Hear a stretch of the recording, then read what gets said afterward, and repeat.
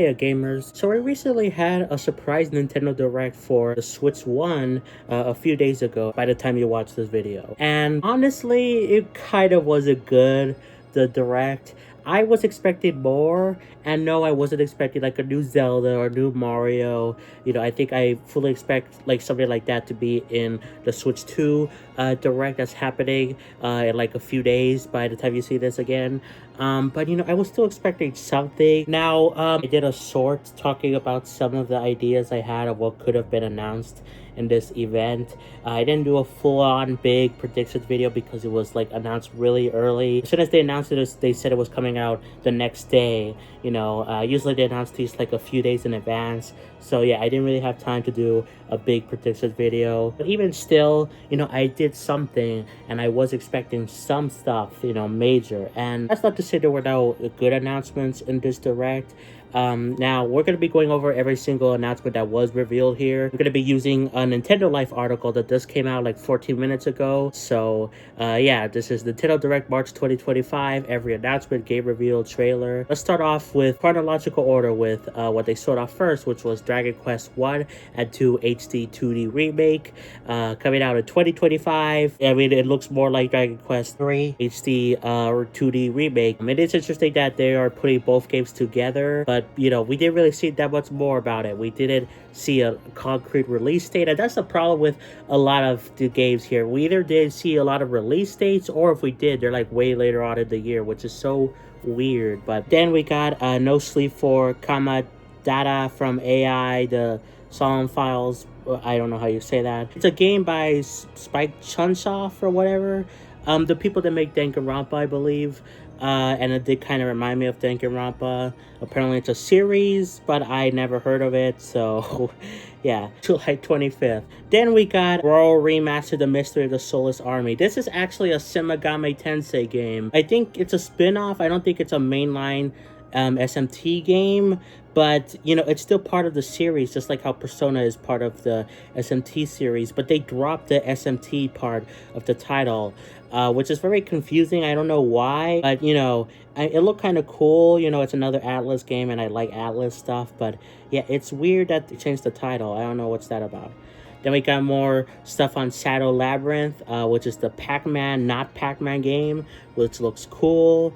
I don't know if we got a release date before, but it says here it releases on July 18th. I think that might be new. Oh, also the SMT spin-off thing comes out June 19th. Now this is kind of interesting. We got Patapon 1+2 Replay comes out July 11th, 2025, which this is like a Sony game. There's another Sony game that is going to pop up later, and I got confused because, it has a developer on the top left corner where they're showing off these games.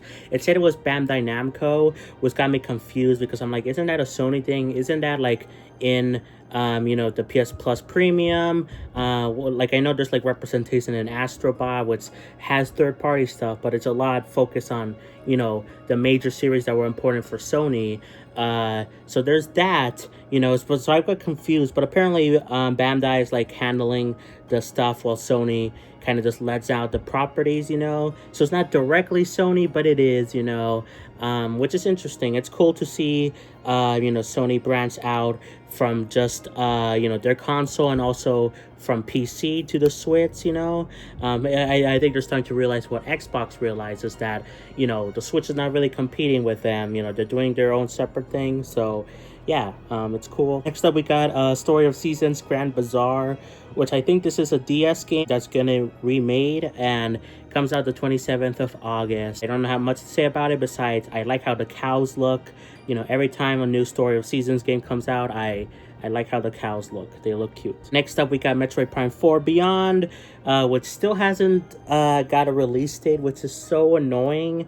I don't know why they don't have a release date for this game. They showed off more stuff like psychic abilities, and then they talked about you could open doors with them, which is kind of funny. Like, you can open doors without psychic abilities. I know what they were trying to go at, but it's still weird that they put that out. But yeah, no release date. It's so weird. Apparently there's like rumors that it's not going to be in the next Direct for the Switch 2. I feel like this got to be like a cross-gen thing, right? That's why they're not showing a release date. But even still, even if it was, why not have a release date? I don't understand. But, at least we saw some more of it. Next we got Disney Villains Curse Cafe, which reminds me of like Disney mixed with Coffee Talk. It comes out, well, it's out right now, so yeah. It was like a saddle drop, so yeah, it looked kind of interesting, because of Coffee Talk. It looked like it took inspiration from that, but I don't know for sure. Next we got Witchbrook, which comes out winter 2025. This looked kind of interesting, kind of reminded me of like Sea of Stars a little bit. Yeah, I don't know what else to say. The Eternal Life of Goldman comes out winter 2025 as well, and this also gives me big DuckTales vibes because the guy uses like a pogo stick to like jump like Scrooge McDuck, so there's that. Next we got Gradius Origins, August 7th of this year, and yeah, it looks cool. It's a collection. I like Gradius. I believe one of the games is on the Switch Online service, so this is just more of the games, and it looks cool. And there's also like a new game included, so yeah. We got Rift of the Necro Dancer. It's out right now. So yeah, I want to get it at some point. I don't know how much it's gonna cost. But yeah, I am interested because I like Cadence of Hyrule, and I also have the original Crypt of the Necro Dancer. Haven't played it yet, but I do like the series, so I definitely want to check this out. And I like rhythm games as well. We got Tamagotchi Plaza, or however the guy said it in the direct. He said it really weird. Tamagotchi Plaza, that's what he said or something. I was like, what the heck are you saying? I thought this was like a Hello Kitty thing at first, like with the Sanrio characters, because I'm learning about Sanrio lore from, a certain someone. So I thought it was that, but no, it is this thing. Yeah, I don't know what to say. We got Pokemon Legends ZA, another shout out, late 2025, no release date again, which is annoying. We saw the nighttime stuff where you could battle people, which was like very, very loosely teased in the Pokemon Presents thing. So we got to see it more here. Now this is cool, but it's also not. We got Rhythm Heaven Groove, comes out in 2026. It's cool that Rhythm Heaven is back finally. The last original one was like on the Wii. I know they had like a 3DS one, but that was like kind of like a mash up of the past Rhythm Heaven stuff or something. But it's so disappointing that it comes out in 2026. Why? Like, I don't understand. And then we got a weird thing about virtual game cards, which comes out via a system update in like April 2025, which the way they described it made it look like they were trying to make it simpler for digital games, but it sounded more complicated. I'm not sure what the deal is, It seems like it's some sort of like game sharing thing, like Steam does, but technically you could already do that with digital games on the Switch already. I don't know exactly what this means, it kind of looks more complicated, but maybe we need to actually get hands-on with it, or they need to put out more articles talking about it. I did see something about how in the fine print they say about it can be used for Switch 1 games, Switch 2 exclusive games, along with Switch 2 versions of Switch 1 games, so that kind of implies, Switch 2 patches, will they be paid? Will they not be? I don't know, but I guess maybe we'll see on like April 2nd. I don't know, but yeah, it's interesting. I don't know what to make of this virtual game cards, I don't really understand, but maybe we just need more time with it. Next, this was in like a sizzle reel. High on Life comes out May 6th. Which is cool. I think I have High on Life. I think it was a PS Plus game, or something. It was on one of the subscription services, and I haven't played it. I did like Rick and Morty, so I think I would like this game more than other people because it has the same type of humor. But I haven't seen Rick and Morty recently. And I don't really care too much about first-person games, and this is a first-person game, so I don't know, but it's cool to be coming to Switch. Star Overdrive, this was also part of the sizzle reel, April 10th. We saw this before other times in other directs, and it still looks cool. Kind of reminds me of like a lot of different things, like Pokemon Xenoblade, Hi-Fi Rush. You know, it's like a whole bunch of mashup. The Wandering Village comes out July 17th. King of Meat, which I am the King of Meat. Okay, I'll stop. Comes out 2025. Luz Lagoon, summer 2025. Fantasy Life I, The Girl Who Steals Time. Hasn't this game been delayed like so many times? The frame rate in this game looked awful. Yeah, it's weird. It's like a mashup of like a combat thing with Animal Crossing, which is not new, but the Animal Crossing thing looked very much like it ripped it off, while the combat thing looked like it was very much, running horribly. So I don't know. Maybe they'll smooth that out. Next we got Saga Frontier 2 Remaster. It's out now, which look kind of interesting. And they have like new stuff in this remaster, so that's kind of cool. Monument Valley 1, 2, and 3 comes out. I think 1 and 2 come out April 15th, and then the third one comes out summer. I don't know what these games are. I don't know how long they've been around. I don't know if the third game is like new, like if it was already out on platforms already, or if it's, a new release and then 1 and 2 are already out. I don't know, but yeah. Okay, this is the other Sony thing, technically. Everybody's Golf Hot Shots comes out 2025. Again, I believe this also said Bandai Namco, which kind of confused me, because I'm like, well, isn't that... I know that was a PS Vita and then a PS3 game, but it's cool to see it brought back, I don't remember when it released, like, the last game.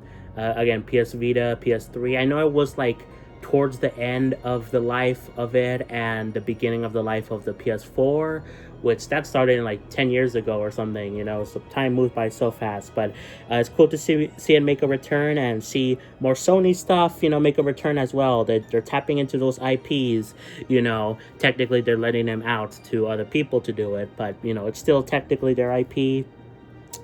Next up, we got Marvel Cosmic Invasion, which is coming out in winter 2025. I believe this is a new game. It's like a beat 'em up style game with maybe light RPG elements, because there were like numbers popping up when you hit an opponent. It kind of reminds me of like the Power Rangers game, the TMNT, Shredder's Revenge, which I like those beat 'em ups. I technically only played Shredder's Revenge, but it's a really fun time, and I want to get Power Rangers, even though I'm not a big Power Rangers fan at all. I don't know anything about it. I used to play with my neighbor, but I had no idea what was going on. I just had to like pretend like I did, and he explained stuff to me. But I like beat 'em ups, so I definitely want to get that. And this one is more up my alley, because I do like Marvel to some extent. I used to be really big into Marvel in the past, and beat 'em up. So yeah. And then the technically last announcement was Tomodachi Life Living the Dream, which is so nice to finally be back with Tomodachi Life, though it comes out in 2026. Why Nintendo? Like, I don't understand why it's so late. It is cool that it's finally coming back, Tomodachi Life. I'm hoping they have like same-sex marriages. The Miis look kind of weird in this game. I think it's the lighting of the game. Maybe they'll fix it up for the final release. It is coming out in like a year, so I think we'll see improvements. But yeah, I don't know why this game and a lot of the new stuff Nintendo announced doesn't have a release date for this year, or this is 2026, and it really bugs me, because we don't have anything until June. Maybe there's like rumors that's going to be when the Switch 2 launches, and there'll be games there. Technically could launch later, but we don't have anything for April, May, and then right now June either. So we have like 2 or 3 months without nothing from Nintendo, and barely anything from third parties. We saw some stuff from some third parties, like 1 game or 2 games for April, and then another one for May.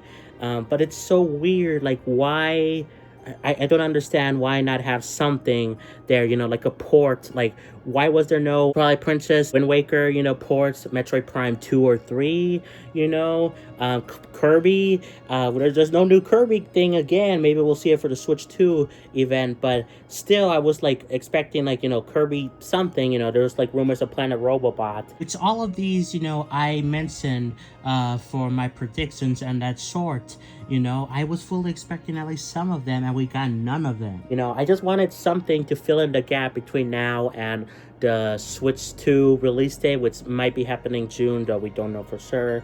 You know, if it's later than that, that's even more of a reason why we should have something between, you know, now and then. But enough ranting, you know, it just bugs me. But anyway, well, technically we also got one other announcement, but it's not game related.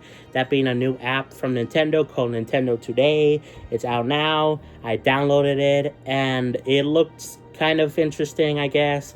You can get news on particular series, and one of the series is Xenoblade, which is pretty cool. I like how they're acknowledging the series, you know. But besides that, it just seems like a way for Nintendo to get off of Twitter and share news directly. I don't know why they had to make another app for this. I think they could have just used the Switch Online app and like combined it, you know. I think Nintendo Music is fine to stay on its own, but like with this and the Switch Online app, I feel like they could have been combined.